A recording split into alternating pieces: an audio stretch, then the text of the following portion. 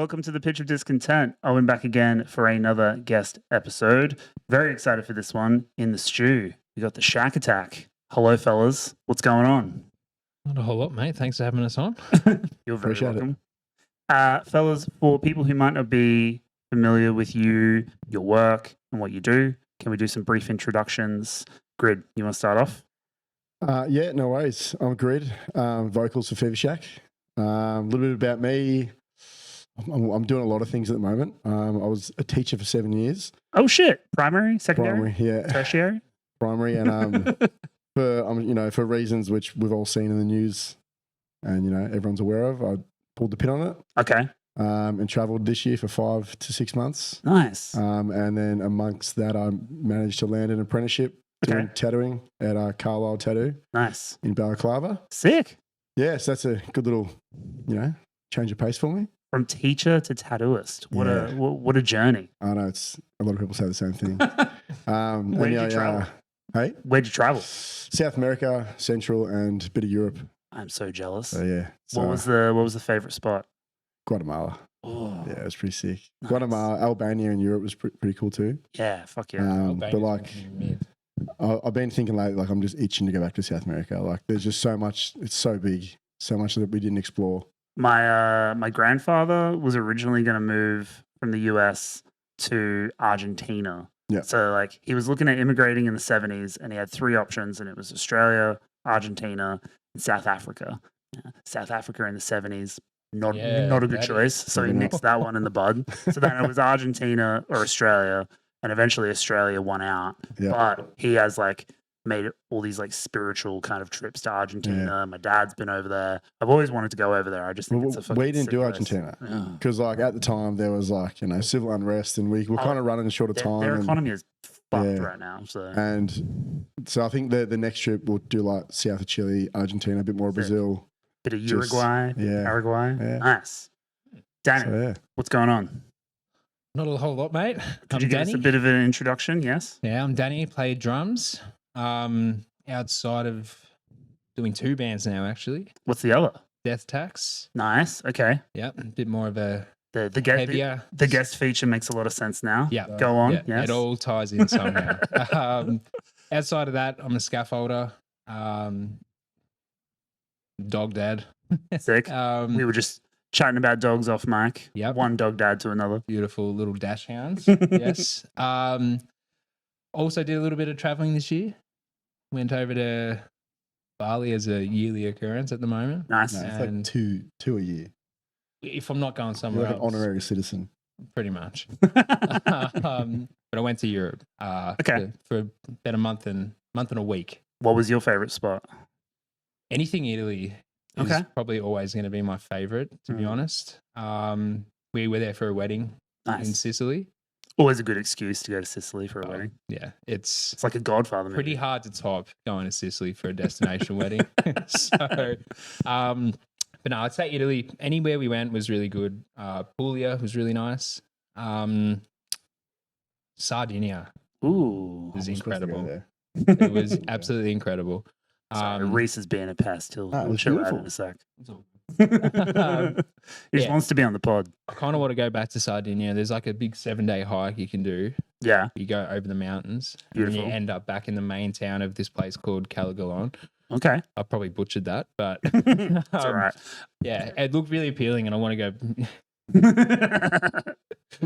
Yeah, I want to go back and do that. So, look, outside of all the travel and stuff this year, I don't usually do a whole bunch else. I'm a bit of a homebody at the moment, so yeah, sick. I can relate. I'm absolutely a homebody. So, and by the time I'm finished with scaffing through the week, I'm pretty cooked. So the weekends are pretty chill, which is nice.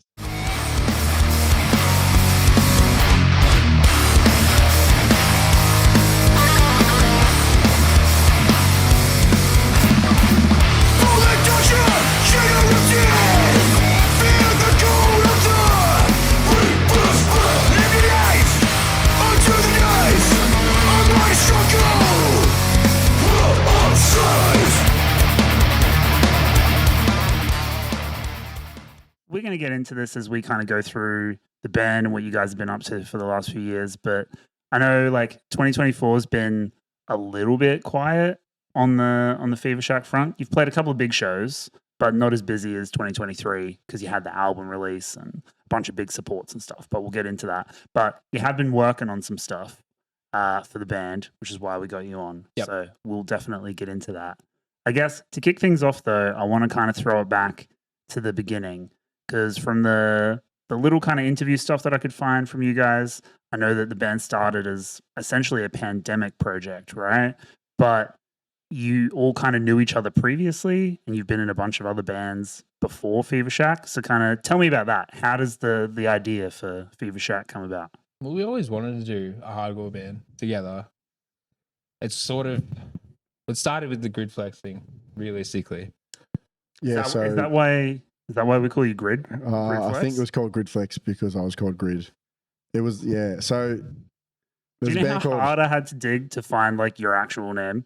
I was like looking at interviews, I was looking at stuff. Don't tell me. It's like Madonna. No one knows Madonna's real name. And sure. And I was like, am I just going to have to call this motherfucker Grid? Like, I don't know. Jacob. So yeah, we had a band called Grid Flex. And yeah, at the end of that, Danny jumped on and was drumming with us. Okay. And Grid Flex, this is like before COVID.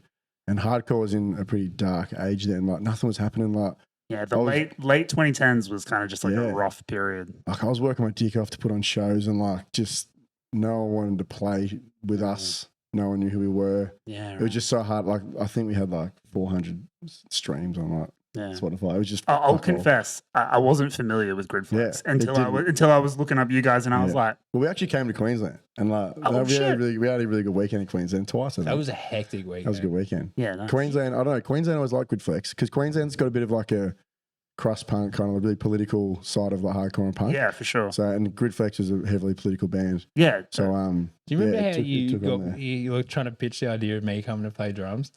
No. You're like, dude, it's like get the shot, man. It's gonna be sick. And I'm like, it's nothing like Get the Shot. Maybe like I heard the songs and I'm like, content-wise. this isn't anything like Get the Shot at all. Nah, he just lied. He literally did. He just wanted me to come and play, and I'm well, like, he came, didn't he? It worked. You're here now, Danny. It worked. Yeah. Well, that fizzled out because like I don't know, just Costi, who now plays in Coffin, he was going down started playing in Going None. Mm-hmm. Link was doing some different stuff, and Lockie, who is in Fever Shack, was also in Grid Flex.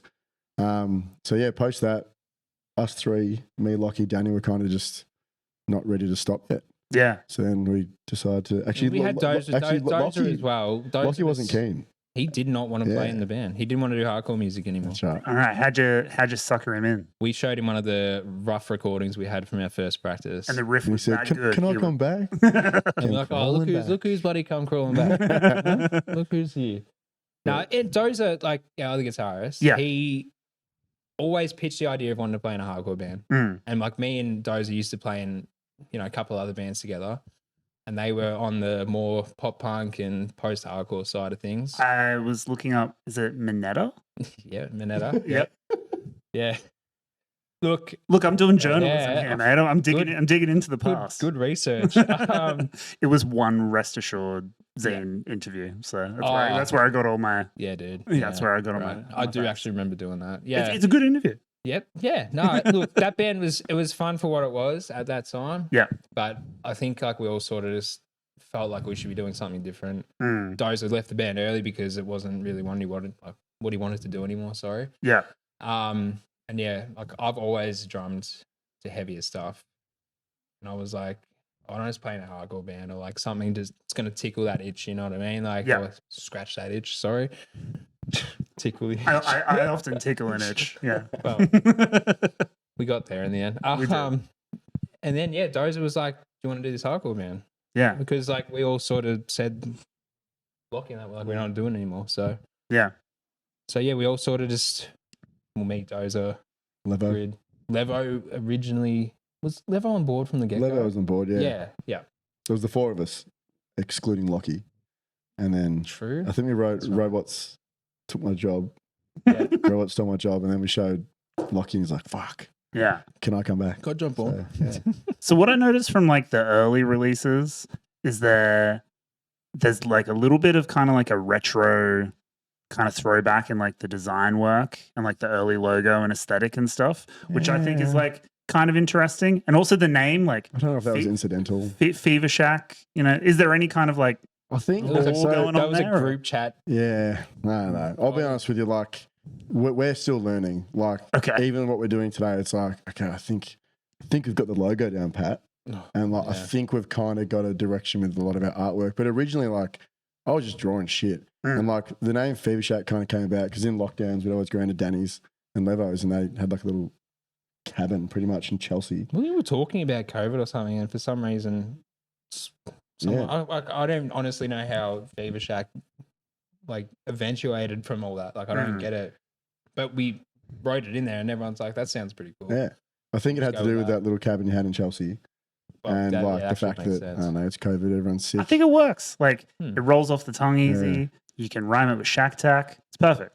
It works. That's but why we actually went with it. Yeah, I mean, I think back then maybe that's what we thought too. But now we're like, to us, it's just a name now. It's like, oh, fuck, it probably doesn't have that same sentiment at the time. I mean, I think it works. I think like you got to have I don't know, you got to have something that sticks in people's heads, right?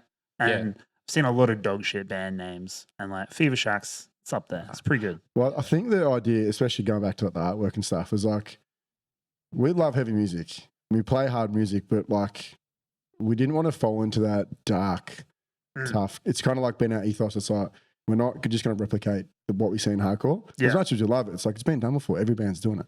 Yeah. So let's do something different. And like we want to be a bit more vibrant. If you've ever come to a show, it's like it's a high energy, it's positive. And like I think that's been, you know, something I like to, you know, it's a cap, it's a feather in my cap where it's like people come to Fever Shack shows and goes, fuck, that was fun. Yeah. It was just fun, positive, good, energetic music. Yeah. And I guess we tried to replicate that through the artwork. We didn't expect it to go that psychedelic, but we kind of gave an artist free reign. Yeah. And it's a pretty cool piece of art. Like there's no doubt. We're like, oh, well, we've paid him. We kind of got to run with it. I mean, you might have got someone who saw that and they're like, hell yeah, psychedelic, trippy music. And then they got a rude awakening. The artwork holds true to his style. Yeah. And like, it's a good piece of art, but like, I think ultimately we end up going down different paths. I think we got super excited about like releasing something, especially because we sat on that music for like 2 years. Yeah. Just and then we saw the artwork and we were just like, yep, 100%, let's just go. Yeah. You know what I mean? I was reading that Rest Assured interview, and there's some stuff in there about your influences. And sometimes when you read like press stuff, people be like, oh, we're influenced by this and this. And you don't hear it in the music. I didn't even want to hear what it was. I mean, look. It was like Suicidal Tendencies. 50 lines. 50 lines. Yeah, that was in there, especially the early stuff. Yeah. Definitely. TUI. And then Drain, which I think makes sense. That's still sort of like a you not only thing played that's with them, which we'll that get was, to. That was good. We'll get to that. Yeah. But I think this kind of works with the same vibe, right? Like they're very much a hardcore band with hard riffs that play heavy music, but their shows are all about fun. They have fun doing it. They don't take themselves too seriously. No. The artwork is crazy, vibrant, and has a lot of kind of like visual energy to it. So I see a lot of similarities going on there, intentional or otherwise. Like, well, I think like we got onto Drain, like this is before they released that California Curse album and stuff. And I think like you could just, even before they popped off, you could see that energy and you could hear it coming through. You showed me and Lev. Yeah, it was the one with like the Street Sharks on the front cover. I was like, dude, check this shit out. Well, this band it was like the Dean Slam or some shit. I don't know, but it was like, fuck, this is great. That was so good. I think I saw them before California Curse dropped. There was like a really good Hate 5-6 like live set of them just playing some show in California. I forget the name of the venue, but it's just like essentially like a parking lot type thing with like a stage. And that was just like endless like fucking stage dives. Was that big? Like, it was like a backyard party. They had all the pool noodles and stuff. Yeah, and it just looked fucking crazy. Yeah, and like Sammy's having the best time, smile from fucking ear to ear, and I was just like, that looks like a fun time. That's what you want. Like, he is like that all the time as well. Heard he's a total legend. Yeah, he is. Yeah, he's a weapon. Yeah. Okay, so you pull the band together. You guys are on the same page with influences, the vibe and aesthetic that you want to go for. How do you pull together the material for the first LP, self-titled in 2021? The writing process usually goes as Dozer will just write a whole bunch of riffs and he'll place them, you know, as he feels they should go in like in order, and he'll throw them over to me. I'll have a listen. He'll throw them over to, you know, whoever else wants to have a listen as well. Yeah. And then we just get in the room and we'll sort of hash out how the music's going to go. It's very led by Danny and Dozer. Dozer's like a fucking riff machine, and Danny's just got a groove. Just knows when to like build the energy and kind of throw it back down. And Lockie and Levo have their input, but I mean, from my end, I don't do shit when it comes to the music. Like, I just go, no, you boys do your thing. Once it's pretty much done, I'll throw the lyrics over to it. And it's almost to an extent like you don't have lyrics, do you? And he's like, no, I do. There's an ongoing joke. Have you heard about the Penske file? Is it Seinfeld? Yes. So yeah, there's an ongoing joke that yes, I have the Penske file. I have these lyrics that don't actually exist, but I carry them around like I do. I would imagine I don't do a band and I've never done vocals, but I would imagine that it would be incredibly difficult to write stuff ahead of time without hearing the track, because so much of your performance is kind of built on the track 100%. as the foundation. So you're never going to know when the pit call is supposed to be there. I think we're getting better at that. How many times the songs will change as well. Yeah. So you kind of do have to just wait for these guys to kind of do their thing. Yeah. I think we're getting better at writing songs to make sure I can write to them a bit better. Okay. Especially your pit calls and stuff like that. But originally I was always a writer just growing up, just constantly thinking. I'd always just make stock standard kind of hip hop bars in my head. By no means am I doing I don't really, on the bus, but I can rhyme pretty well, so I'd always just write on my phone. So now you're how do I put Mum's spaghetti over this one riff? I don't know. Sweaty, ready, but I don't write to the song. I normally just write how I'm feeling, what I'm thinking, generally rhyming. Yeah, but it's easier to change words than it is to get Dozer to change a riff, or to get Danny to completely change. I would imagine drum part. You would just do some stream of consciousness shit, just a couple of little lines or couplets that are that's a cool thing, and you're I can drop that into this song. Yeah, or I've got this, a bit too wordy, I'll fucking finesse that. Sometimes you hear I don't know, a quote you like, and you write a whole song based off that thought process you had of that line, and you're like, that line's going in there. So I like that. Know. It's getting hard now though. It works really well with the guys. Us five together seem to have a pretty good sort of chemistry. Probably cliche that I'm saying it, but it just feels like we do. Everything comes together as it should. Yeah. And it's only towards the end of the recording process where we'll really find out where we need to iron out the creases and what works and what doesn't. And I feel to be able to transition from a prac room into the studio, as the first album was a little bit of a that was written over a lot of time and through lockdown. So but we've gradually just got better with each release. Yeah. And everything's been so much more smooth as we've got, further into Fever Shack. So you guys worked with Sam Johnson for everything, or just the first two records? First two albums. Yeah. So was he involved in kind of doing any producer stuff, trying to alter the songs or help you kind of build the songs? He might have a little input. Okay. Yeah, he gave us a little bit of advice on what he might have thought would sound good, here and there. Because he's worked with 50 Lines. Yeah, I think he did Lines There. Yeah, he did. And that to us, I was like, whoa, Crazy, Lines There. That's good shit. That's the Aussie goat. Absolutely.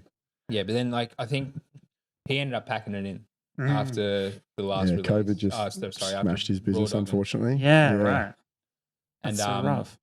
I think by that time we were doing Raw Dog and he was just a little bit past it. Okay. And it was it just sort of felt like there wasn't as much maybe involvement on his behalf. It was sort of just sweet, we'll just get it done. Yeah. That sounds good. No worries. You know what I mean? Yeah. I feel the writing process as well. The first LP, we released 2 singles before that in between lockdowns. We just coincidentally were able to go into our mate Link, who used to drum in Gridflex. Yeah. Recorded it. But the first LP we wrote through lockdowns, and we didn't get to bounce things off each other because we weren't together.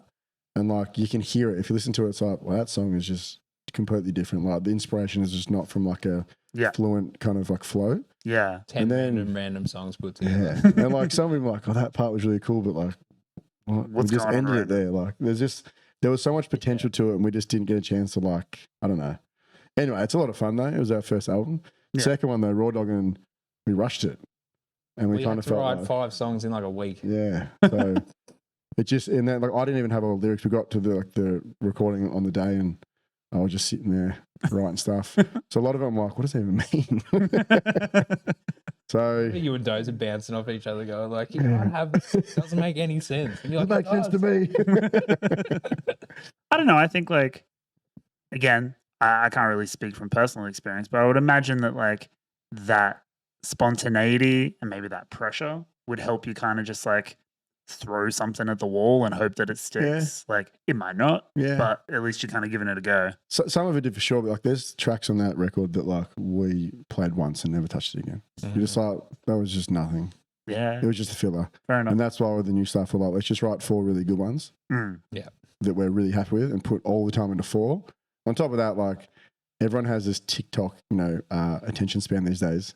No one wants to listen to an LP, especially in hardcore. Tell me about it. Yeah. Trying to do fucking long form interviews. It's like, can you make that a 30-second clip? What are we, 15 minutes in? Everyone's already logged out. That's 20 minutes, mate. Retention's gone. Oh, Yeah. man. So You yeah, can sort of tell, especially like there'd be like a couple of times where maybe like see how many streams you might have got on an album. The first like 5 songs, sweet, and then the attention span dwindles. You can see it just drop off, and you're like, okay, well, maybe next one we'll just do something a little bit shorter. Yeah, it's hard to kind of know, and like you can see from the like label side, like they're really trying to like game people's attention and also like the algorithm's attention. So that's why like so many albums have like 6 or 7 singles before an album drops. And then like a month after an album drops, the deluxe version drops and that's got 2 extra songs. And you're just like, okay. And it's just to like keep it in the attention span, keep it in the cycle so that people get the algorithm up. It's just like getting the numbers up. And that's something we're trying to learn. Yeah. Wrapping your head around that stuff is crazy. The algorithm, the social media, it is wild. We're so bad at it. But we're getting better, but we're looking all right now. I don't know. I think you guys do a pretty good job. Like before I even moved to Melbourne, like when we were doing the show on the Gold Coast, like I definitely knew who you guys were, saw you on shows, definitely saw that you were like doing cool shit. Yeah. So like whether you were really trying to sell yourselves with it or just like, hey, we're playing a show, it's pretty sick. I think we sort of like we really worked hard. enjoyed like having that sort of, I would say almost like rough approach to promoting ourselves and like sort of letting like our live performances and like the music sort of do our, speaking for us. Yeah. Which sort of worked for a while, but then it sort of got to a stage where we're like, okay, we probably need to pick this up a little bit. And like, I can't speak. I don't do anything on the media front or anything like that, but it 100% has got so much better. Like with the newer stuff, everything seems to be falling into place. Yeah. Everything looks better. Like Lockie's done a lot of that sort of work as well. Yeah. pretty much done all of it. He's sorry, Lockie, you've done all of it. Thanks, Lockie. Cheers, Lockie. Yeah. All right. Well, before we get into the new stuff, there's still some bits that I want to touch on. So I guess like you were kind of saying, Grid, that like stuff felt a little bit sloppy on record when you were initially kind of writing it because you weren't able to kind of all get in the room and like massage all the material, right?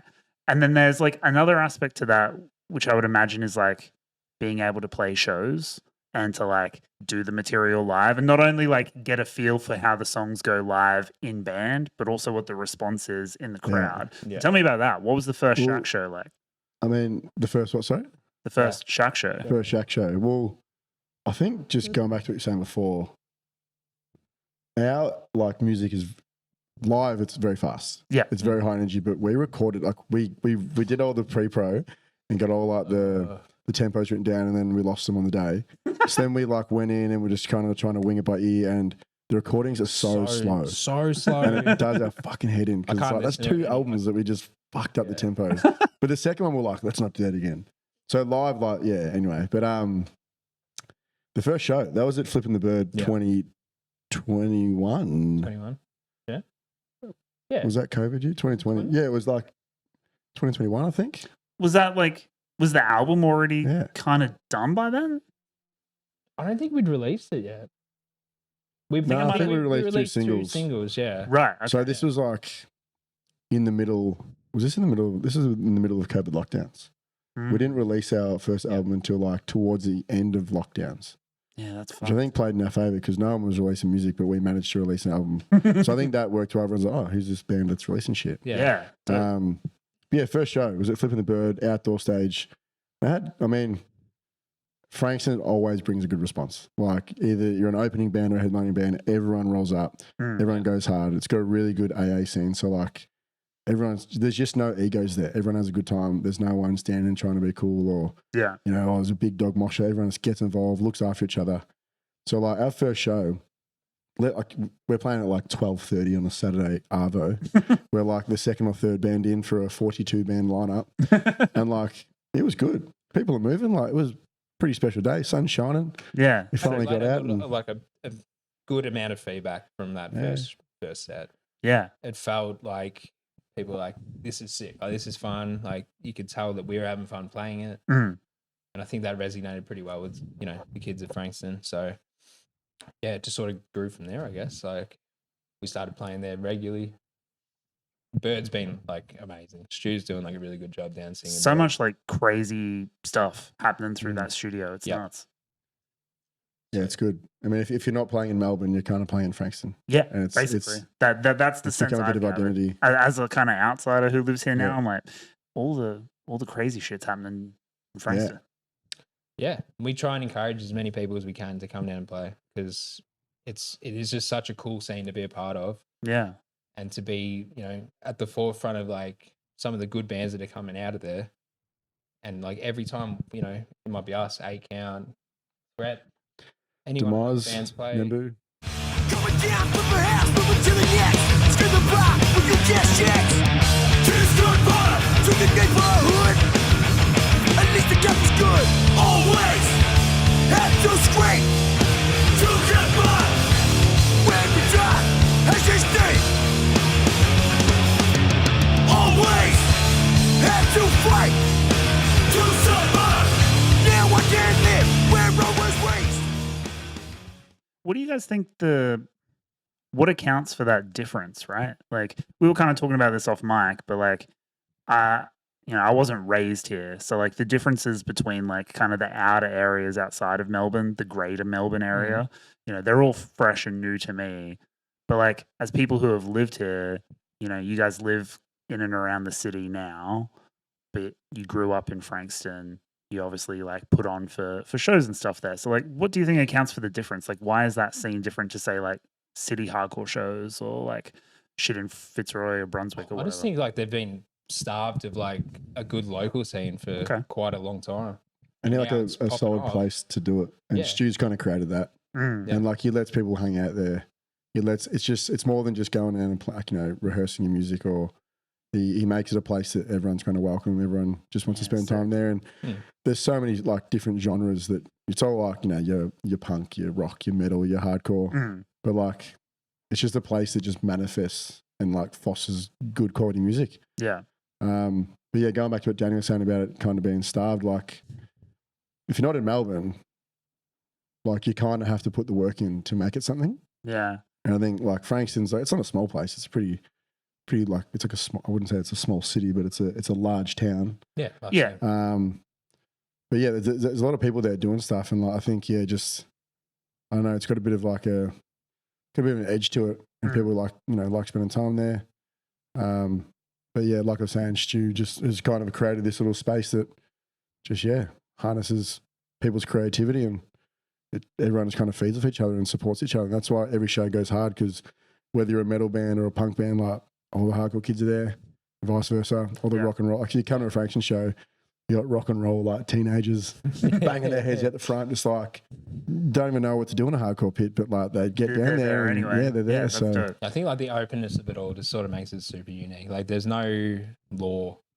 There's no like you can't jump in the pit at this one time. Like, you can't dance like this. Like you can just do whatever. I think that's really appealing to a lot of people because it's just you're so welcoming. There's no cliques. There's no like, oh, that's the cool guy. We got to be like them. It's just like you can be who you want to be, and everyone's gonna look after you. Yeah, fuck yeah. I think that kind of speaks to like the real kind of ethos of like hardcore and like punk and stuff, is that it's meant to be inclusive. It's meant to be open. It's meant to be a space for all the weirdos and the fuck ups and the outsiders and shit. So like, you should really leave your ego at the door and just have a fucking good time. That's how we think it should be. Yeah. That's how it should be. Try and promote that as much as we can. I concur. So, all right, let's move to something that I'm eager to talk about, because in kind of tracking the journey of the band, I was like, okay, they got their start in 2020. Obviously, the pandemic probably fucked things up a little bit, as it did for pretty much everyone. Broken record talking about that. But you put out a record, and then kind of between the records, you go on the Java Takeover Tour. Tell me about that. So when we released the first album, a friend Brendan from Set the Fire Records in Adelaide, he was like, "Yeah, I'll chuck it up online for you." So he was able to release our music online, which was very generous of him. And we're pretty close with a few bands from Adelaide. And Set the Fire are situated in Adelaide, but also Tokyo and also Jakarta. Okay. So Brendan and Jesse from No Peace have hookups in Jakarta. Nice. And All In, which is their old band, toured over there. So they had, good mates over there, and we were playing music, and they were like, "Oh, why don't you go to Indonesia?" And I thought, okay, that sounds pretty cool. So they just pretty much spoke to their people over there, and it's pretty quiet for a while. And we're like, is this even happening? And then all of a sudden they're sending us flyers, like fly after fly. I'm like, oh shit. Pretty much like they've actually organised the whole tour. Because it's happening when it's like, yeah. All right. So then we No just worries. booked flights. I mean, I did the job of booking the accommodation, but I still copped shit for that today because So you should. we were pretty much So staying in you like slums. It was cheap. We saved money. We didn't have money to spend. Indonesia, bro. But like when you're like living in a van the whole week, like you kind of need to go back to somewhere comfortable, and like we weren't. So I can understand, but these guys are a bit softer than I am. So Yeah. You didn't shower with a bum gun, did you? Nah. there was one night where we'd be. You're sweating all the time. Like you need to like cleanse It yourself. was the hottest show we played. by His far. shower wasn't working. You're pretty so much like on the equator. So like pretty Yeah. much Yeah. like It the was whole You think disgusting. about this, like there was like this little shack. a fever shack. A fever shack. essentially. And there was like, how many people? You reckon 200? Where Like, was this? Was this? Peak longer. It was a fever shot. I got crook as a dog. I got typhoid that night. We'll get to that later.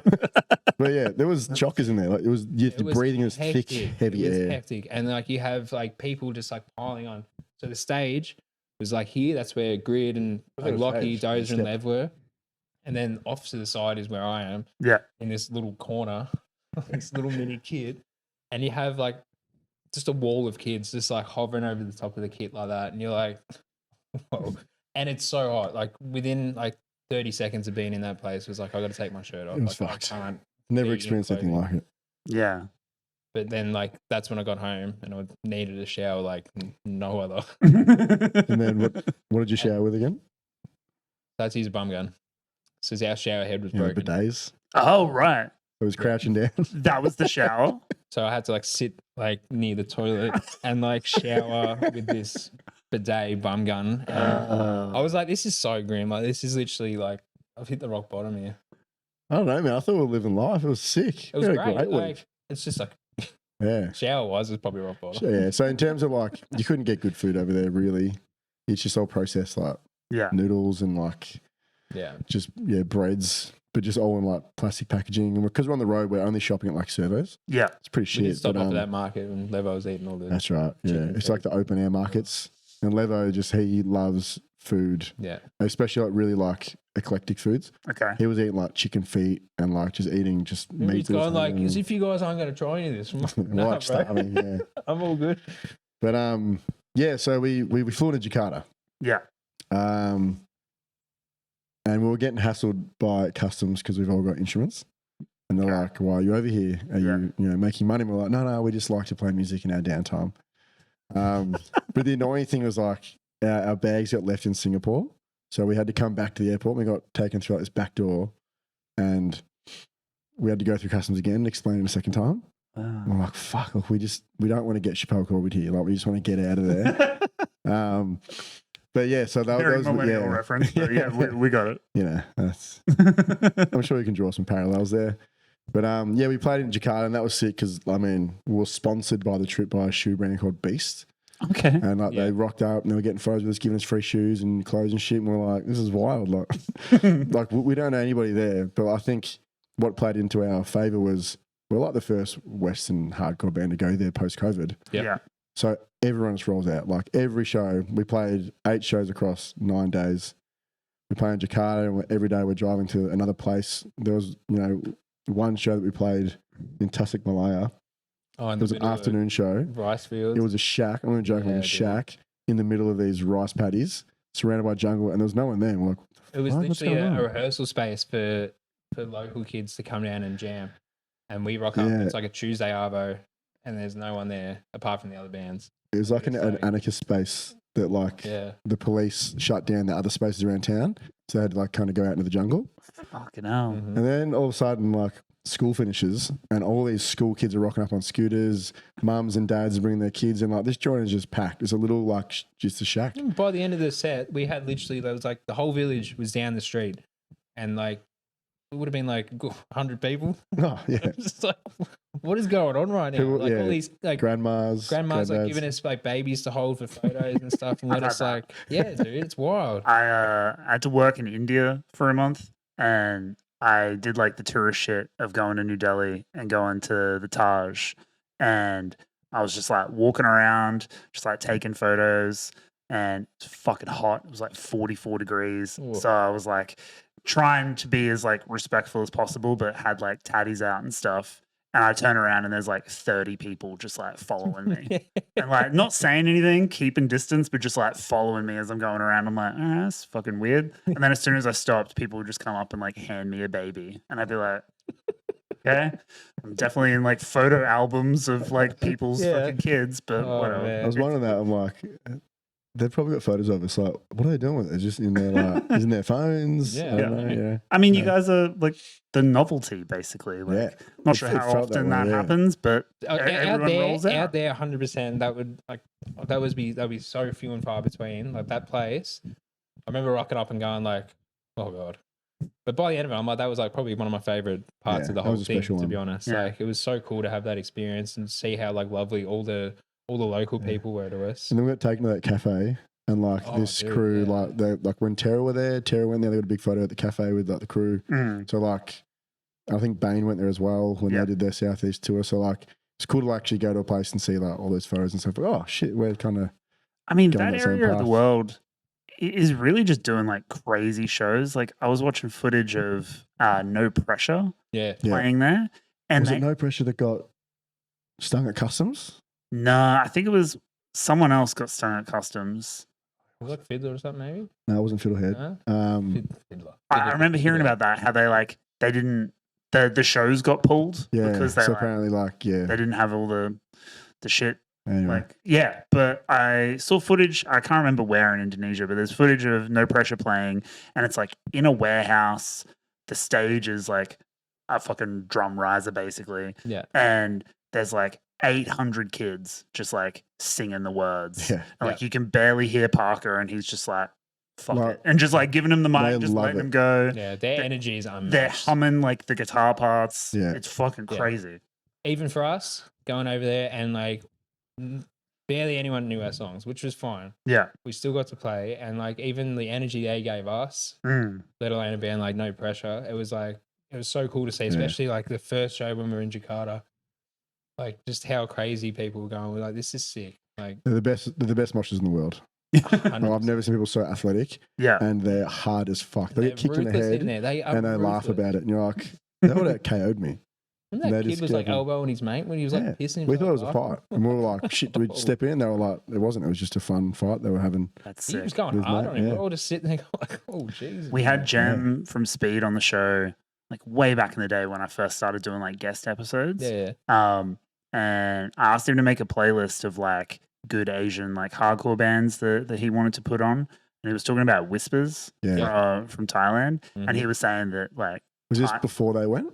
That's before they went. Yeah. This is like early 2023. Yeah. I think so. They were like getting ready to do those dates. But they were already tight with the guys from Whispers and Jem was saying he's like Whispers are very good by the way. Oh, incredible. Yep. Their new EP is fucking sick. Yeah.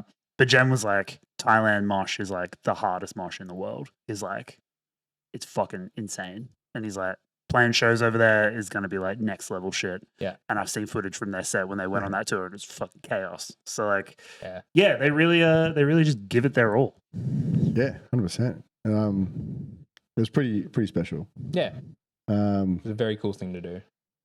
I imagine like some of the logistics was probably a bit rough with the hotel accommodation and getting around and stuff. Like, remember after Malang, we had to drive, was it like 3, how many hours was it to the airport? Was that when I was sick? And the airport was closed. Oh, fuck. So that was a Friday night. I remember, so it was a Thursday night we played in Pekalongan, which is that hectic show. And like before we got there, we were told that police were coming down and shut it down. And they were like, if you guys go there, they'll just extort you because you're Westerners. They know you got money. Yeah. But we're like, well, fuck it. We're going anyway. We got to play it. We got there and they were like hurrying the bands. Like there was no breaks in between. Like, let's just get it going. We want to see Fever Shack. They moved us like down the bill so we could play before the cops rocked up because they knew they were going to rock up within like the next hour or two. That's crazy. That was also like a real different crowd there. Everyone was really loving it. These guys were like really overbearing. They kept grabbing you and like asking for free shit and staunching you. Lights out the front and like trying to feed you that like the alcohol that they make. What is it called again? I was having it. I wasn't saying no to it, but like, you're like, yeah, it was just really like overbearing, and you're like, fucking hell. And then like after the show, the guy that was driving us around was like, "We got to go. It's getting too heated now." Yeah. But during that show, like as Danny was saying, like we're in this room and it's super hot. Like we can barely breathe. It's just thick, sweaty air. Yeah. Jungle. And I was like, air. I need water. And like I've turned around. The guy brings out water, and I just open it and scull it. And the boys grabbed their bottle and they realised that it had already been cracked, so they didn't have it. And I'd sculled it and was like, oh, fuck it. Let's just keep playing our show. And the next day before our final show in Malaying, I started like getting real cold and I was shivering. And I was like, just watching the show. I'm like, oh, I don't feel good. And then I was like punching cold and flu tablets and then got on stage. That was the worst show I've ever played. Yeah, that was not just from me. Like your kit was falling apart. Literally falling apart. Fell apart like pretty much every. I was like that one especially though. That was a cool venue. That was huge. Massive hall. Huge hall. The sound in that place, it just like boomed through the joint. You're hearing yourself playing. You're like, this is sick. This is cool. And then, so yeah, afterwards I was like, I'd sweat it out. I'm like, oh, I'm actually feeling pretty good. Probably just need to sweat it out. And then we get in the van and drive a few hours to the airport because we're flying to Bali that night or that next morning. It was the morning, yeah. And all of a sudden I'm just sweating. I'm freezing cold. I'm vomiting everywhere. We get to the airport and it's closed. So we're like sleeping on the floor and I'm just oh, it was the most fucked thing ever. Oh, I remember feeling on that plane, I'm like, I'm getting sick as well. We had to go to watch grand final day. Yeah, that's right. We arrived in Bali. It was the Melbourne-Sydney 2022 grand final. I roll in and I had to get put on a drip because I literally couldn't move. These boys go and watch one of the worst grand finals of all time. One-sided beatdown. And then the boys were actually like standing at the end of the bed. Like I was so out of it. I remember talking to like, well, Grid can't play tonight. What are we going to do? And they're like, all right, Dozer, which songs do you know how to sing? He's like, I know. Such Like, and I know Out of Faith. And Lockie's like, all right, I'll play guitar for those.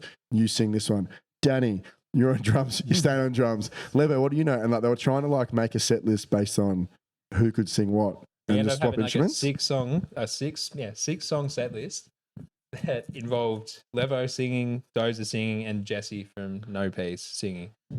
And it would have been dog shit. Yeah. It would have been so bad, but we were like, we're going to do it. If Grid can't play. No, I was coming regardless. I was like, I don't care how sick I am. I'm coming to watch that fucking shit show. Anyway, I had this drip like within an hour. I was like, oh my God, like I feel amazing. It literally just gave me all the nutrients I needed. How good are drips? Oh, like they need to legalize them in Australia. Fucking crazy. I heard they are trying to legalize them. There was a bar in Brisbane, and I think also one on the Gold Coast that was basically like just a saline drip thing, and you could just go and like they advertise it as like an anti-hangover thing. Yeah, like you could just go there and get hooked up to a drip. My hangovers now, something like that. Yeah, can't handle. 100%. I got a story related to the drip, but I'll save that shit for the Patreon because it's spicy. But please continue. Managed to play this show in Bali at what was it called again? Give Me Shelter. Give Me Shelter. Mm-hmm. Cool joint. Skate park in the back. Yeah. Yeah, I thought I was sweet. Then literally an hour after the show, I hit rock bottom again. And I was pretty much shit and vomiting for 2 weeks straight. I mean, the thing with the drip is that, like, once it like goes through your system, like you're fucked. Like it's not a permanent fix. The hardest part is we all got a villa for like another week afterwards, and I was just in bed the whole time. I was fucked. The only time you get to chill and you're bedridden. Yeah. But still, I wouldn't change it for the world. No. Yeah, it was a hectic 8 days, but it was like I'll do it again. Super rewarding in so many ways. I mean, it's rare to see any hardcore band do fucking 7 dates in Indonesia, let alone, a fairly new band from Frankston. So, yeah, kudos for just giving it a shot. It sounds fucking dope. Yeah. It was all a part of like the Fever Shack, like hectic runner shit. we like for the first couple of years, we didn't stop. We were playing like almost, I think we averaged like one show a week. Yeah, wow. If not more. We would say yes to everything. Yeah, we were playing mixed bills. Yeah. We're trying to pull back on that now. It's too hard. It's a lot Too of much time. stuff. By the time we had this hiatus, I was sitting there in the last couple of shows, and I'm like, I need a break. Like, I can't do it. Like, the shows were just starting to like smack me around. Yeah, weigh you down a bit. You know what I mean? I Yeah. was just like, when Grid said he was going away, for as long as he was, I was like, sweet as, let's have a breather. I think I need it. Well, I do want to get into some of the shows that you play because you've got some crazy supports. Grid, before we do that, do you reckon you can like shimmy over a little bit closer to Danny? Yeah. I just realized that when you lean back, you're kind of out of frame. So that's bad form. Let's focus on this beautiful face. Handsome Dan. That's bad form on my part. Do you mind if I grab another beer real quick? Of course, man. Of course. All right. Yeah. So Raw Dog and Reality comes out 2023. And from what I can tell, 2023 was probably like the biggest year for you guys. It's only some high profile shows. And like you said, you were playing a bunch of shows in support of that record. But I've got shows with Knock Loose, Mind Snare. I didn't play that one. Grid was on school camp. Yeah. Oh shit. We had Andy from Heat fill in. You guys didn't want to do the fill-in set? We should have done the attempted barley set. Oh, and grouse. Fuck, man. I feel like thanks, Andy, if there was any show we should have done it was Knock Loose. Well, it was hard because like I was the team leader for my cohort in grade 4. Yeah. And I'd organised the camp. I was like, I can't not be there. Like legally, I have to be there. Yeah. I can't. Like the boys like, can't you just like leave for a few hours and come back? And it doesn't work that way. I kind of can't. Blue do card it. doesn't work that way. But obviously, you're not going to say no to a Knock Loose show. And Andy from Heat, I don't even know if he had a choice. We kind of told him he had to do it.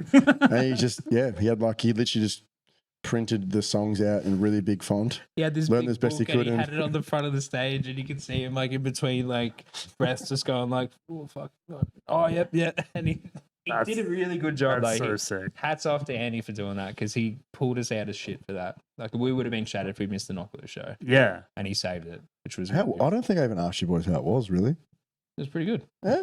Yeah. Sweet. You missed out, man. Anything notable to report? Just played a set and watched Knock Loose do their thing. It was pretty good. Yeah. I'm bummed I missed them on that run because that's when they were here for NOFX Yeah. and they did like a bunch of like side shows. They did it. Where was it at? Where Drain played the first time? What was that venue again?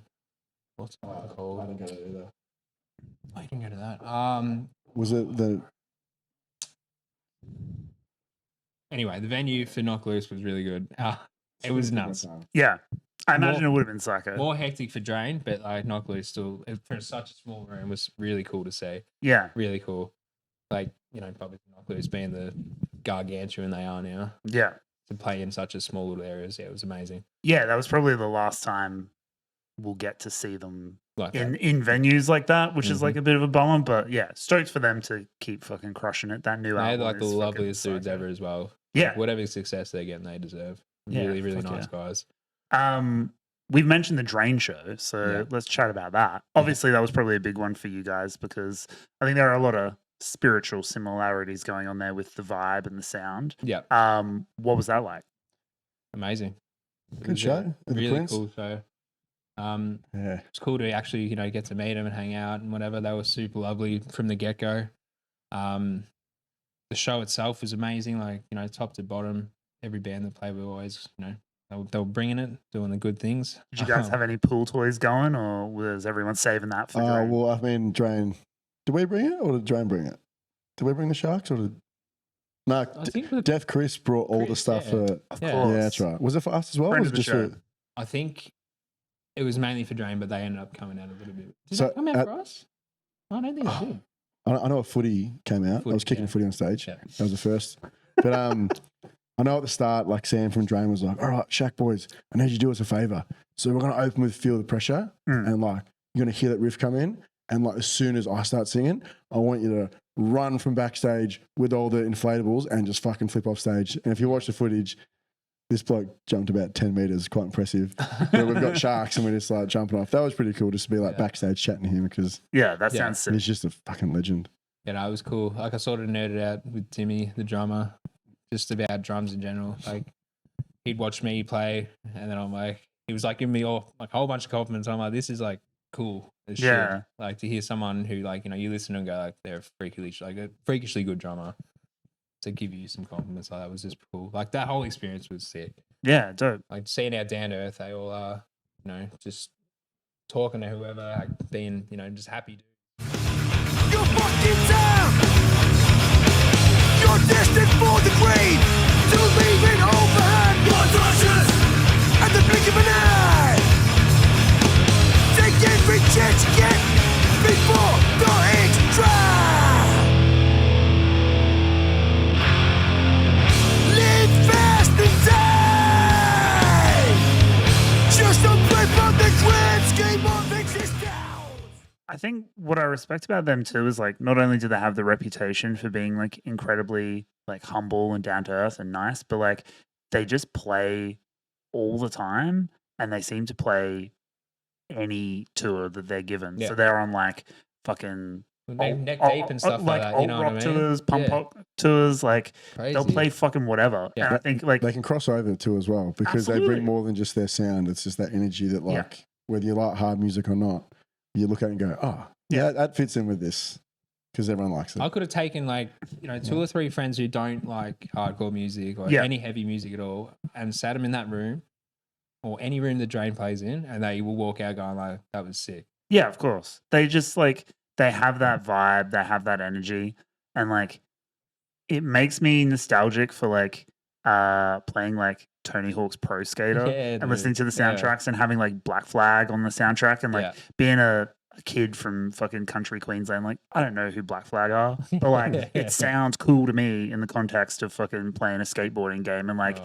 if I didn't know who Drain were and I rocked up to that show, I would walk out of that being like, that was fucking sick. That was sick. Yeah, Yeah. 100%. The other show that I wanted to talk about, which we also mentioned briefly, is the Mind Snare support. I think that would be an important one for you guys, Yeah. correct? Yeah. Yeah. I think especially because they have such a, like their history is embedded in Frankston as well, which Yeah. is pretty cool. Did you guys like hit them up for that? Did you get asked to play it? I think, did Stu hook us up? So Stu's I pretty think close with they a were bunch sort of them. like liaising with each other a little bit. Like I think Nige from Mind Snare and Stu were having a chat, and I'm pretty sure Stu asked Nige Okay. who you wanted to play the Frankston show, and I think our name got put down pretty like. I think Mind Snare have been good at like also putting a lot of thought into who goes onto their shows. Yeah. They give people a chance, Yeah. which I really respect because, you know, a lot of bands don't do that. Yeah. Just put their mates on or, but yeah, It seemed like they did their research, especially for that run. They did their research like super well, and they always do. Like I'm not just saying it was for that run, but Yeah. it just seems like that they know how the scene's mapped out. They know who's doing what in what areas, like who's going to go well where, like who's doing, you know, the good stuff. Like whatever, like, Yeah. however you want to put it. they've always got their ear to the floor. Yeah. Even though they don't play as much. I mean, they're playing quite a bit still, but they're not obviously playing as much as they were back in their day. For a band like as Yeah. old as they are and like as esteemed as they are, like Yeah. they certainly 100%. don't have to play as much as they do. They No. could do like a once in 5 years show, it would sell out and they'd be fine. Yeah. And like- watching them do their thing, like even like as like Fucking you know, incredible. as older as they are now, like it is nuts. Like it is wild. They're so tight tight Yeah. and they're so just like relentless. It's fucking Crazy. crazy. I reckon when we first started Fever Shack, when you asked the question like, if you could play with, you know, 3 bands, who would there be? Mind Snare was always up there. Yeah. Especially for Lockie. So it was pretty special to be like, oh shit, we're playing Mind Snare in Frankston.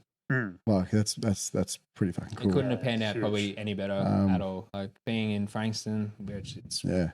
probably our favorite place to play. Yeah. Realistically. Yeah. We always get a really good reception from everyone down there, and then to be on the same bill as Mind Snare. Yeah. Pretty And pretty yeah, cool. I think it was Nige as well that hooked us up to get the NOFX show at Yeah. Festival Hall as I well. was just about to kind of So that was pivot into that. So Mhm. we were talking about Drain being able to cross over and play, you know, different bills. You guys playing with NOFX is kind of that similar kind of vibe, right? well. I'd like to think so. Yeah. I mean, I think they put on it because just Nigel's a legend, and we're good mates with clowns. Yeah. But like, I don't think NOFX were like, yep, those guys will fit in. You know. We're Yeah. hearing word of Fever Shack Yeah, might be I mean- interested in playing. It was no, that was arguably one of my favorite. That was easily one of my favorite nights of my life, I reckon. I don't think Thick Mick was asking for us. No. Well, like, it's pretty funny. Like, we thought Drain was like our peak. We were like, I mean, we were like, holy shit, like Drain's like one of our biggest influences. Like, we're playing with Drain, holy shit. And then we got put in the NOFX, and like, I grew up with like listening to the Beatles with my old man. I heard like, the Beatles played on that stage. I was like, fuck, I'm playing the same stage as the Beatles. Like, that's a pretty cool fact. Yeah. I remember walking in there and going like, yeah, I think we all stood around and went like, where the fuck are we? As if we're playing up there. We're just standing there watching like NOFX do a sound check. And it's just like, it was wild. We got our own room, we got food and drinks, and we had these little like passes that could let us go where we wanted to. Yeah. But Good life. I think the funniest part was like, I wanted to I want to have some beers with fucking NOFX. It was their final show in Australia ever. Yeah. And so they were busy doing their stuff. Like, they didn't even know who we were, which is fair enough. Like, they're all outside signing autographs or doing what they need to do or preparing for a show. And I think what we realised very quickly is like, that's big showbiz. We were like fish out of water. And I was like a wide-eyed kid, and I was with Cam from Clowns, and we're like, oh, let's go talk to this guy. He's doing something cool. And he's like, we're like, hey, mate, and he goes, fuck off. Oh, all right, yeah. I just kind of walked in, Mike, and Cam's like, you'll get used to it. Like, you know. Yeah. I was like, it was so bizarre. Like, the security wouldn't even let us back down to our area because we didn't have the right passes. And we needed a guide, like someone who had like, higher up backstage passes or whatever to come and like guide us through into the back area. And he was so angry at us when he had to do it. Pissed off, man. It's like we're in trouble. Like, it's like everything we did, we're like, fuck, we're not supposed to be here. That's how it felt. You're like this is such a good experience, but it's a big production, and we're just this small time crew. Isn't it kind of interesting to like contrast that experience with like the Java shows? And like hardcore's not like that. No. Hardcore's like small time. Everyone come backstage, roll venue around. Going like, what are we even doing here? Like, you know what I mean? Like, this is bizarre. But then you get to, like you said, see how the other side of the coin operates, and it's like, it's nuts. It is wild. Yeah. Seeing bands like cross over to that level is like a really interesting phenomenon. I had to do some backstage stuff with Frank Carter and the Rattlesnakes when they were here pre-COVID. Yeah. So I've interviewed Frank a couple of times, and he's tattooed me a couple of times as well. Lovely guy. Yeah. But I was doing an interview at the Brisbane Entertainment Centre, so like big like arena stadium sort of shit. And similar thing, like you get ushered in, you're like underneath everything in like the little like green room section. You're like walking through the labyrinth of hallways and stuff. Yeah. And they were on tour with Bring Me the Horizon, and I think Trophy Eyes were on that show as well. And it was just crazy to kind of like be in that kind of world, which is like leaning more into like real rock star kind of world where there's like security at every fucking door and like you need the passes to get into the right sections. Totally different vibe. Yeah. But then we like had passes for the show afterwards, and the show was incredible. But I was like watching, like John from Trophy Eyes on like a massive fucking arena stage, and I was just like, it's definitely a far cry from like playing, I don't know, like a pub in Newey to like fucking 200 kids to like doing this. And I imagine for him, like that's just like a crazy transition, right? Do you want to know a funny fact about Minetta? What? The Trophy Eyes opened up one of our shows once. Really? They got massive. Yep. The Bendigo Hotel. Yeah. I mean, it was nuts. It's crazy. Like, they're a band that have definitely evolved over time. And like, you listen to the earlier stuff and it's very like melodic hardcore, kind of like pop punky sort of stuff. And now they're just like a bona fide rock band. You know what I mean? So like, it is interesting to kind of see people come from that world and do the crossover and genuinely make it work. Yeah. But I imagine it would be a strange sensation to play shows in a shitty shack in a rice paddy field and then play the NOFX show and be like, we have a green room? The fuck? Yeah. Like, what's going on? Cheese and biscuit platter. It was pretty funny because like the email was like, oh, tell us who your guitar tech is and your this and your that and your drum tech. And we're like, we don't fucking have that. So we just pretended we did and got our mates on. And we said, yep, Jordan Dan's singer of Death Tax is our guitar tech. So, and Jesse from No Peace, guitar tech. So they're just on stage with us. Sam Bianco. Giving shit. Yeah, Sam. So by the way, Sam's recorded our new shit. Got to shout out that. He plays in Heat and a bunch of other bands, but He's yeah, an absolute jet. we got him on board. That as our sound engineer or some shit. I don't know. We just made up things. We got Def Chris on for like our photographer. Yep. I mean, he kind of is. He's everyone's photographer, but I was like, come on down. He's helped with this show. So, yeah. He's a very, very generous Jack man. of all trades. Absolutely. And he does a lot legend of a bloke. for the scene and just never asks for anything in I return. told him, So, I messaged him and I was like, oh, I've got the Fever Shack boys coming in. He's like, get ready to have fun. And I was like, well, I hope you've enjoyed yourself so far. Hopefully it lived up. Speaking of new shit, we are almost an hour in. So maybe we should talk about fast. that. Mate, when you're yapping on the mic, time flies. Yeah, we've And if talked- there's one thing I can do, it's yap. Shut It is the shinies. best at talking shit. Oh yeah. So you've put out 2 singles this year from a forthcoming EP release, which I don't think has been announced, but by the time I edit and put this out, it should be announced. It's if out not- now. If not already out. It is out so today. tell me about that.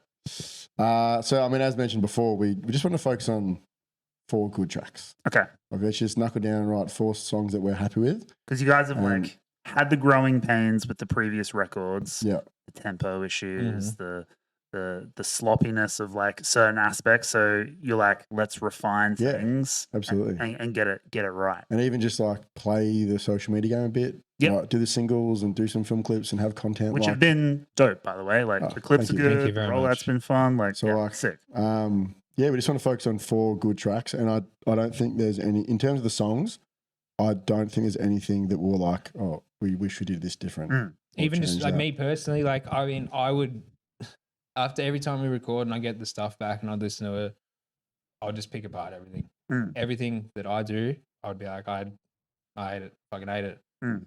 This one, because we're taking so much more time and you know a lot more caution to what we're putting out.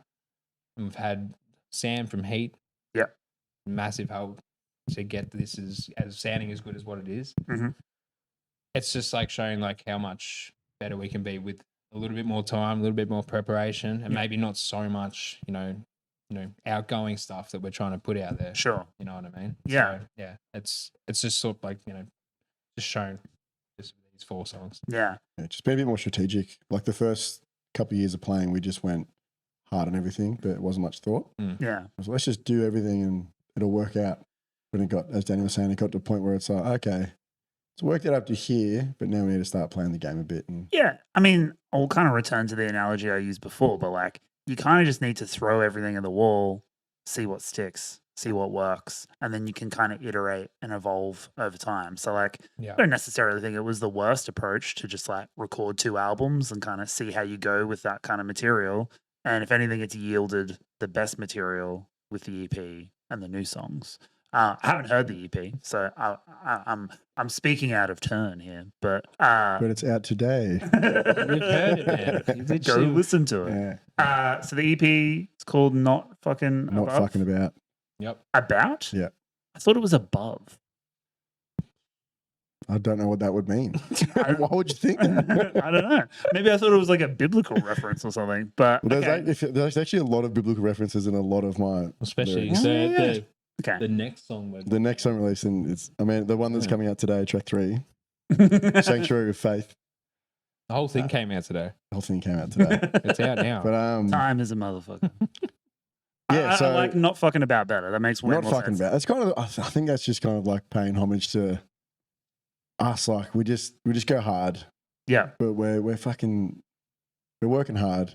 But we are always fucking about. We're always fucking about for sure, but like we're not fucking about in the sense that, you know, we're writing good music that we think people want to hear.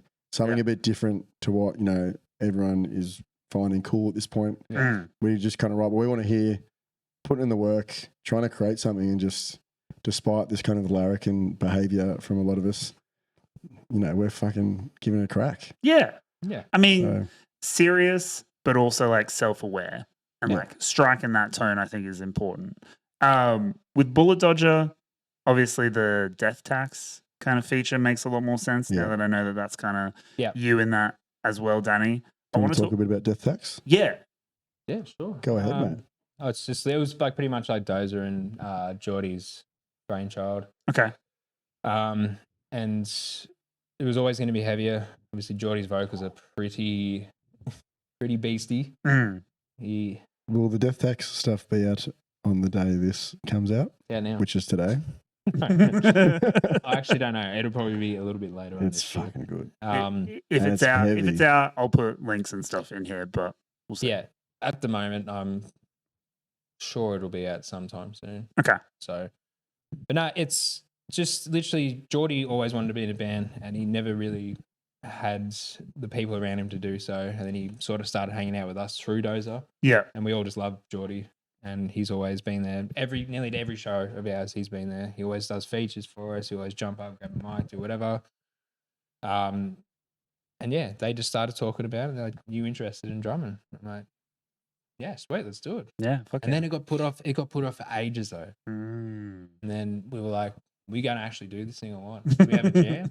I'm like, "Yeah, sweet." So we started jamming and we wrote 5 songs. Yeah. Sick. And then we were sort of going to be a 3-piece where Geordie was going to play bass and sing. And he was super ambitious about it, but then he sort of realized that with the way the songs were structured lyrically, it just wasn't going to work out. So there was a guy, Alex, who was originally going to do the stuff with us ages ago. And we showed him some of the songs that we'd made. He was like, "Sweet, I'm keen as to jump back on." But he's playing in a band called Melting as well now. So Yeah. Right.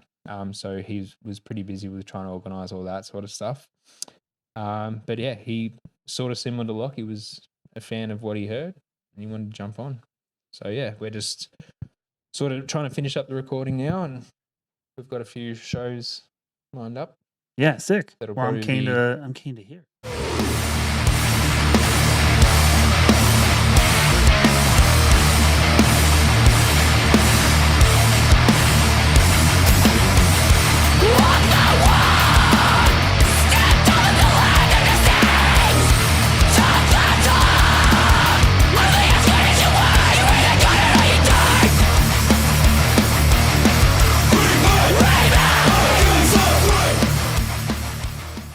Speaking of guest features, Wolf Tickets got back from Terminal Sleep. Yep. Friend of the show. Feature's fucking crazy. The track rips. Might be my favorite Fever Shack track to date. But the music video in particular is something that I really love. Tell me about the idea for that and the execution of it, because it looks goofy and fun and it looks like a great time. So firstly, fuck yeah, Terminal Sleep. Yeah, hell yeah. I honestly absolute think they're animal. the nicest people. Yeah. They're in the the world. best. Beck's Yeah. lovely. The whole Yeah. band rules. Yeah. She's a fucking weapon. Like, yeah. And all this success they're getting right now is so well deserved. Like Well- they well- deserve well it more than anyone deserved. else. They're gonna smash UK next year. Oh yeah, they for will. sure. 100%. Absolutely. 100%. So in terms of the film clip, so as we've kind of stated tonight, like we just want to have fun. Yeah. Like, you know what I mean? Like we don't want to get sucked into just doing what every other hardcore band does, try and look tough, try and, you know, do what Speed's doing, because Yeah. Speed's where everyone wants to be. Yeah. But everyone tries to replicate in a lot of ways. I think hardcore people have the tendency to, I suppose, try and make their band sound a certain way or dress a certain way or act a certain way to appeal to the people that they think they need to appeal to kind of grow. Yeah. And as we mentioned, like Fever Shack, that's not our ethos. Yeah. We just want to do what we want to do, write the music we want to write. And the whole point of the film clip was, as you mentioned, you said it was a pretty good song, so I appreciate that. The idea is if we write good music and just have super high energy and have some fun with it, that will outweigh any of the I suppose shenanigans we put on show. Yeah. So we dressed up in medieval outfits. Yep. As a statement to be like, we're dressing up like fucking idiots. Yeah. And just doing what we want to do. We're having fun. It looks We're great. not buying into No that. relevancy to the song. Yeah, At all. I think there's one line. It's like live by a sword, die by a sword. I'm like, all right, we'll get a sword. All right, sweet. Knights, medieval. I But- shared something to the pod socials ages ago, but like I'm a big fan of like bands who do like weird band promos. And like there's a band from the 80s, glam band. I'm not sure if you're familiar with them, Striper. They're like a Chriso glam band back in the day. Sounds good. after we wrap up here, I'll go and I'll grab the vinyl. I'll show you. But like Sick. the back of the vinyl has like obviously like a truck or a van that they like kitted out to make it look like a futuristic tank. And then they're all wearing like sci-fi kind of like costumes. Dude's got like a guitar that looks like a fucking like sci-fi machine gun and shit. It's ridiculous. It's actually sick. And that's like the full back of the vinyl. Love that shit. And I shared on the socials. I was like, there was a band, I can't remember what they're called, like Crystal Rat or something like that. And it's just full like 70s fantasy, teased hair, big makeup with just like the biggest fuck off sword you've ever seen. And I was just like, I love that. Like Yeah. more big fuck off swords and band promos. That's So- what I want. I mean, we knew we were like walking a fine line. Mm. We're like, if you dress up in medieval outfits, it could be taken as like a gimmick band. Yeah. Yeah. We're by no means a gimmick band, No. but we wanted to toe that line and be like, Yeah. we're not doing what hardcore expects of you to do. Yes. We're doing what we want to do, and this is a statement by just dressing up Yeah. in fucking outfits. Yeah. But yeah, it's interesting because some people have perceived it as, oh, they're just taking the piss, having a laugh, and some people are like, oh, we get it. We know what you're doing. Probably because they know us and know who we are as people, Yeah. and go, the fact you've done that, you've just driven it home. But yeah, I suppose on the outside, if you don't know us, they're like, oh, it's just another piss take band. I mean, I don't think it's a gimmick thing at all. It just looks like fun. Like every other band, you can have, you can do like a rollout for a release or whatever and have like the performance clip, the live clip, and then you get like one kind of like conceptual fucking clip or whatever.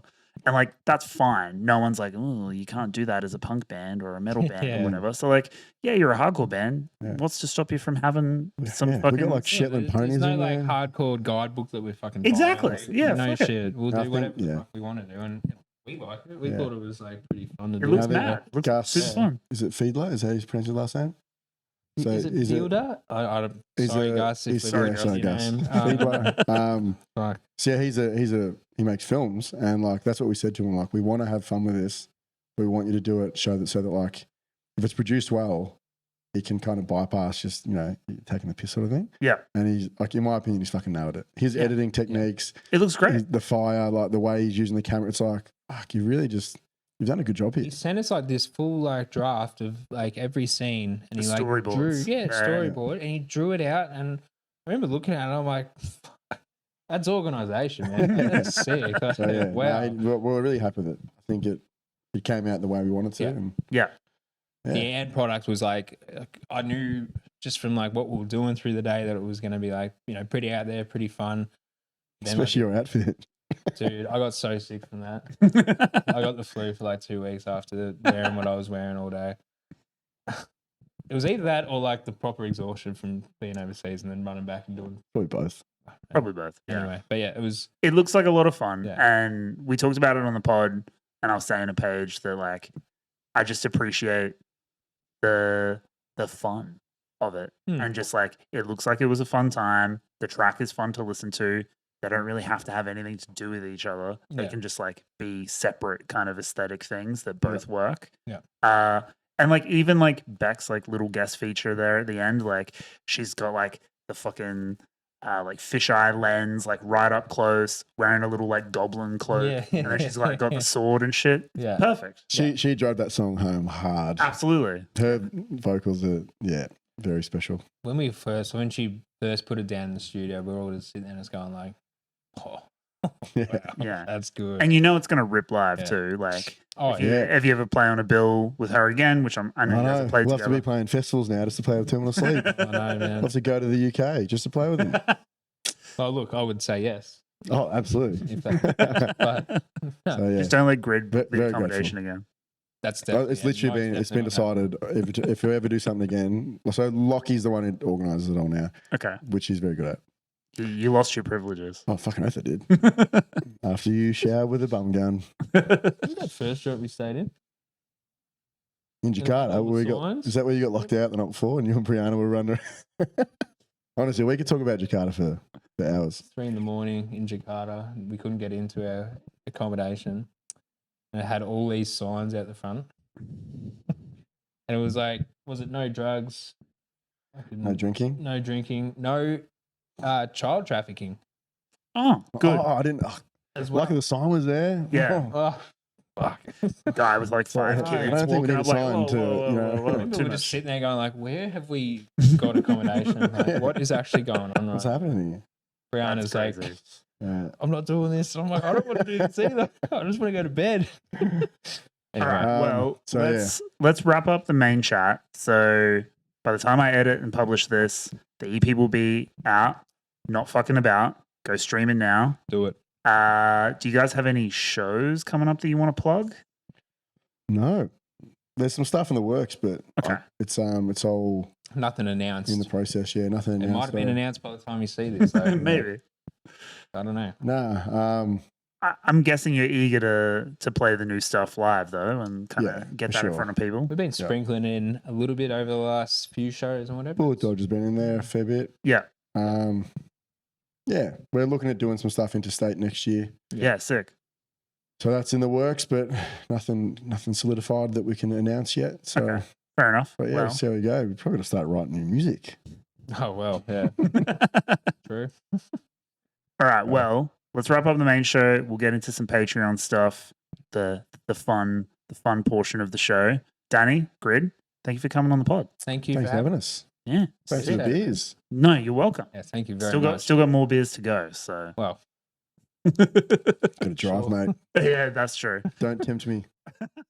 Subscribe now to the Pitch of Discontent Patreon to receive access to extended cuts of our bonus episodes, as well as exclusive behind-the-scenes content, monthly Patreon-only episodes, member-only votes, the TPD community chat, and much more. Go now to patreon.com/tpdpod and join for as little as $5 a month. That link again is patreon.com/tpdpod. Thanks for watching the show.